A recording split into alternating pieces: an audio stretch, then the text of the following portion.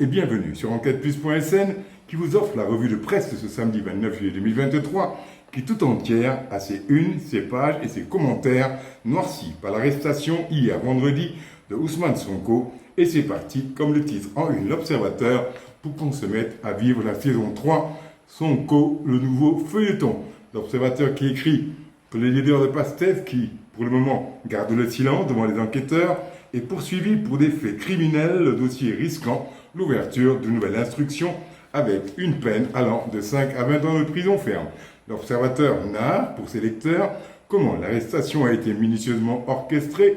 et s'interroge pour savoir si la longue traque contre X a bien pris fin, tandis que dans l'Obs, des juristes tranchent le débat sur le contumax. Pour l'As quotidien,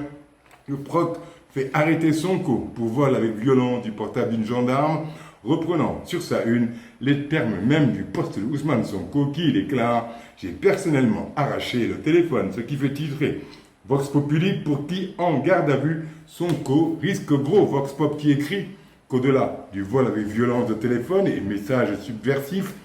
le président de PASTEF poursuivi pour divers chefs de délit et crimes au même titre que toutes autres personnes impliquées, Vox Populi essaie aussi de faire la lumière sur le fait que sa condamnation dans l'affaire Sweet Beauté sera anéantie ou pas, ouvrant une nouvelle polémique juridique sur la fin de son contumax.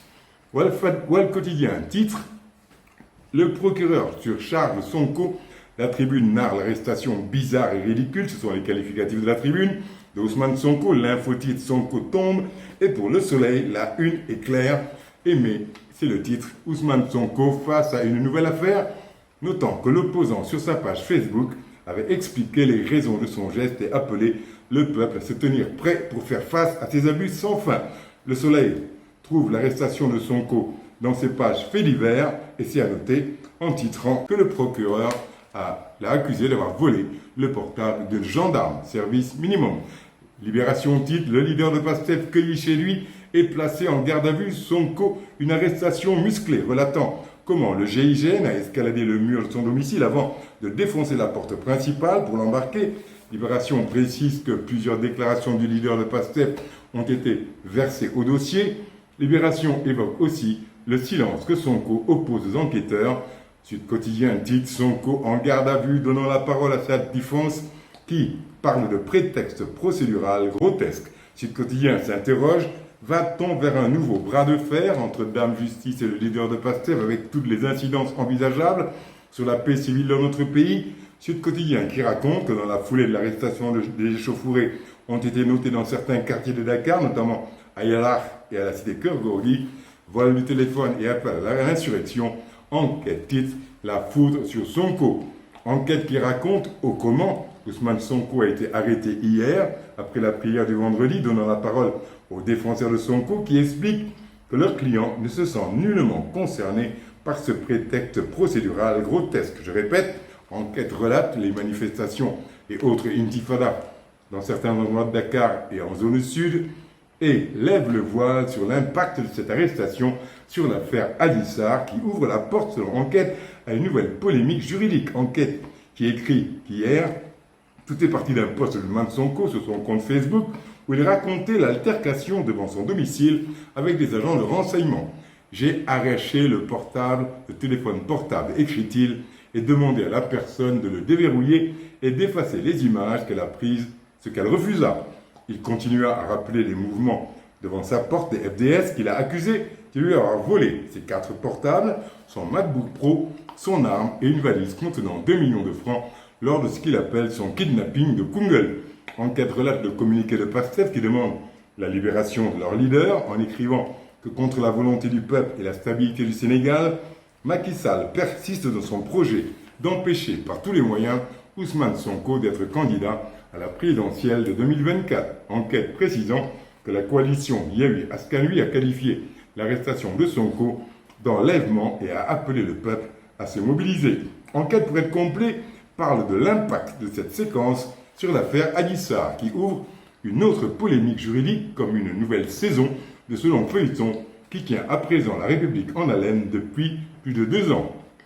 Enquête ouvre la lecture politique et juridique de cette nouvelle affaire en éclairant ses lecteurs sur la notion de contumax, écrivant que cette arrestation anéantit sa condamnation et remet Sonko dans le jeu politique, puisque,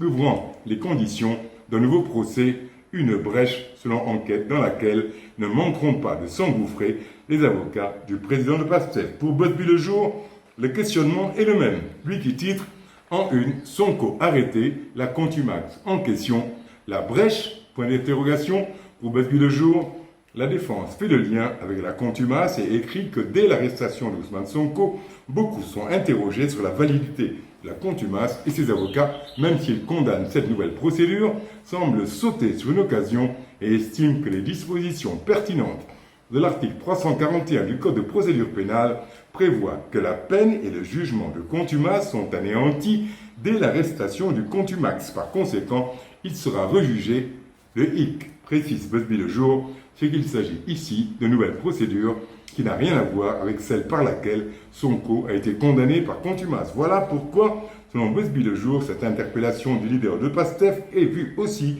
comme une brèche pour rejuger l'affaire Sweet Beauté et peut-être lui donner des chances pour son éligibilité en 2024. Mais on n'en est pas encore là, conclut Busby Le Jour, le doigt mouillé face au vent. Les Échos titrent Ousmane Sonko arrêté, la peur sur Dakar, les stations d'essence sont fermées,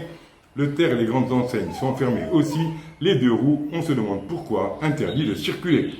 D'un tout autre niveau, ce qui s'est passé à Saint-Pétersbourg, l'altercation entre Macky Sall et le capitaine Traoré, le chef de la jeune burkinabé Macky Sall, qui, comme ancien président de l'Union africaine, a décidé de ne point poser pour la photo finale à côté des chefs de junte soutenus par la milice Wagner de Poutine. Leur hôte, ça avait, comme on dit, de la gueule. Même si, selon le billet du quotidien, journal qui reprenant le chef de l'État sénégalais, que s'il n'était pas venu, il n'était pas venu ici pour mendier, à Saint-Pétersbourg, le capitaine Traoré s'est pris pour Thomas Sankara. Lors du sommet Russie-Afrique, il s'en est pris à ce qu'il appelle les relais impérialistes sur le continent, et cela sans aucune diplomatie. Pourtant, dans le billet du quotidien, il avait accepté un don de céréales de Moscou avant de rappeler que tout le monde n'a pas le talent et encore moins l'intelligence de Sankara, ce qui a eu le don d'agacer Macky Sall qui a défendu tous ses pairs avant de conclure que ce n'était pas en Russie qu'il fallait vider les contentieux et agrandir les fractures, mais plutôt à la maison.